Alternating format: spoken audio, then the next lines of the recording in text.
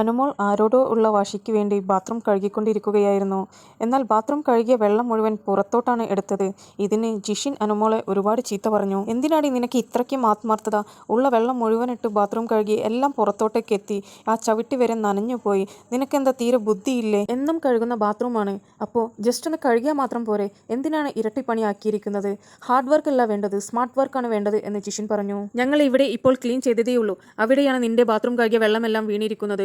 ഉണങ്ങിയ ചവിട്ടി വരെ നനഞ്ഞുപോയി. ഇനിയിപ്പോൾ ഇവിടെ ഇടാൻ പോലും ചവിട്ടിയില്ല. എല്ലാ ചവിട്ടിയും നനഞ്ഞു കിടക്കുകയാണ്. ഇതെല്ലാം കൊണ്ടുപോയി ഉണക്കിയിട്ട് നീ തന്നെ ഇവിടെ കൊണ്ടുവന്ന് തിരിച്ചിടണം എന്ന് ജിഷിൻ വളരെ ദേഷ്യത്തോടു കൂടി പറഞ്ഞു.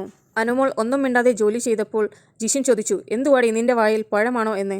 എന്നാൽ ജിഷിൻ മറന്നുപോയി അനുമോൾക്ക് ബിഗ് ബോസ് കൊടുത്തിരുന്ന ടാസ്കായിരുന്നു ഇന്ന് ബിഗ് ബോസ് പറയുന്നത് വരെ ഒന്നും സംസാരിക്കാൻ പാടില്ല എന്ന്. അനുമോൾ തിരിച്ച് ജിഷിനോട് ഒന്നും പറയാതെ തന്നെ അവിടെയെല്ലാം വളരെ വൃത്തിയാക്കി ചവിട്ടിയെല്ലാം പുറത്തു കൊണ്ടുപോയി ഉണക്കാനിട്ടു. കൂടുതൽ BB ലൈവ് അപ്ഡേറ്റ്സിന് വേണ്ടി ചാനൽ സബ്സ്ക്രൈബ് ചെയ്യുക.